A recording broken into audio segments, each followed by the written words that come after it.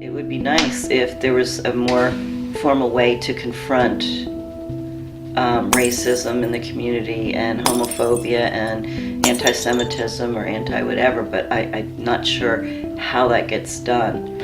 My experience with being exposed to hateful comments or signs, of course, is not very pleasant. It's uncomfortable, it's offensive. Quite often it's more subtle than that.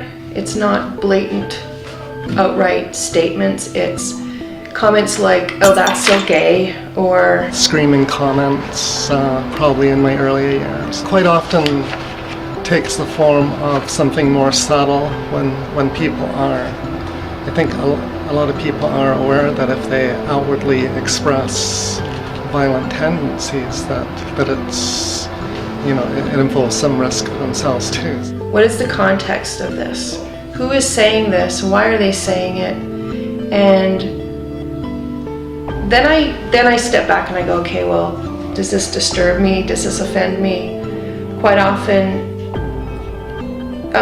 very often it does. It came out when I was 21 and first realized that I was gay when I was like 15. Probably depends on what I hear and the severity of it. I can range from, uncomfortableness,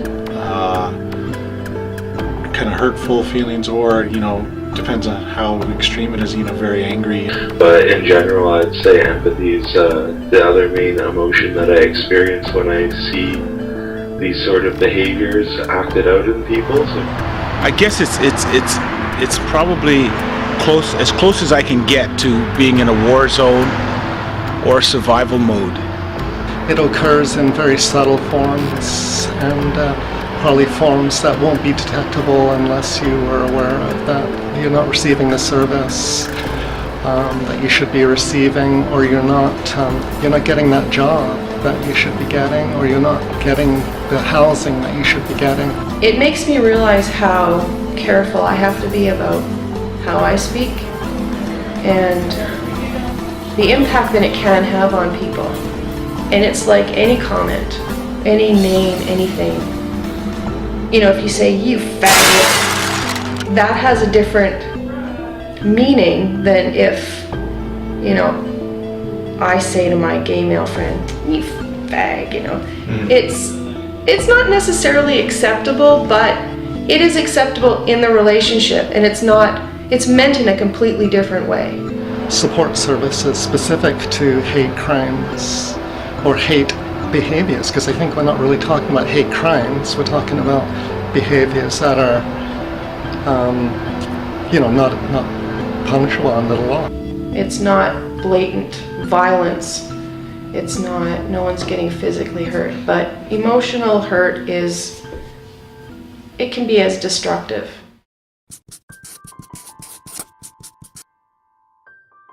About 5 years ago, I did a traditional salmon barbecue for one of our children's elementary schools here in the valley, and basically I set up for the whole day, and from start to finish I prepared a salmon barbecue in my ancestral way for the whole school, and so all staff and students were able to come out at some points in time and see the process, ask questions, and then shortly after lunch they were able to have samples of the food as well.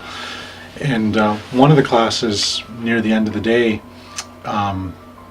they stayed and had a question and answer period with me, and for the most part it was the typical curious questions kids have, and this was a grade 6 class at the time, and then one boy near the end of the question and answer period, he started to basically kind of get pretty annoyed at who I was and what I was doing there, and he was asking me how I got my fish, and I told him it was traditional, what we call food fish, ceremonial use, and for my own purposes what I want to do with it. And he somehow knew a little bit of background in that most Aboriginal people now go out, because we've all been involved in the commercial fishing industry. We've got big commercial seine boats, 70, 80 feet long, and made of aluminum usually, and big nets and drums, and pretty mechanical.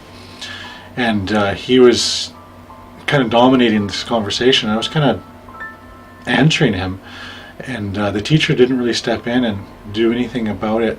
But he went to the point of saying that you shouldn't even be doing it. If you want to get fruit fish, you should go back to using a spear, because you never had that technology, so you shouldn't be allowed to go use modern boats and use nets to catch your fish.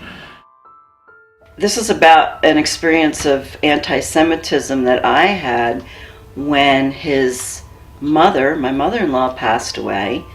Had been living with a daughter in western Pennsylvania, which is very kind of redneck. There's very few Jewish people there. And at the funeral, the priest that was called to conduct the service was an evangelical priest. And so he began the service standing in front of my dead mother-in-law's casket, calling for those sinners who have not yet found Jesus to come up and be, saved. And I was shocked. I was just shocked, because I thought my mother-in-law would never condone a funeral like this. She knew I was Jewish and she accepted me. And I felt so alienated from the other mourners there who loved her as I did and my husband did. I was just shocked, and he said it in the beginning, he said it again at the end, and by the end I was just crying. Everybody thought I was grieving for my dead mother-in-law, but I was extremely hurt. Essentially what it really boils down to is that you just need to bring attention to somebody else's behavior when it's wrong, as long as it's safe for you to do so, as long as it's not going to endanger you or endanger anybody else, that you bring attention to their behavior. When people are taught to only respect people that are exactly the same as them, then this leads to generally, I think, feelings of superiority over other people, whether they're racially or ethnically different. I think it's by clearly communicating how that happens for its citizens. So lots of communications out there, lots of poster boards with information on it. Developing yourself so that you can look at someone and say no without having to even say anything or just walk away. I don't think we have to do a lot of confrontation or a lot of, big noise and stuff like that around stuff like this. In the Comox Valley, I have had people throw vile, racist, and anti-Semitic comments at me on a personal level, but they were just very angry people who were just out of control. It's just a good example of a quote from the great philosopher Friedrich Nietzsche, that the surest way to corrupt the minds of youth is to teach them to hold in higher esteem those who think alike than those who think differently.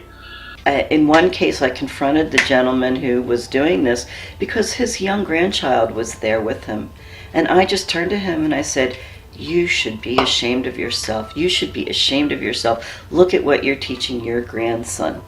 Well, I think as a community, the first step that needs to be done is more people need to start raising their children to respect other people for what makes them different, instead of respecting other people for what they have in common with you.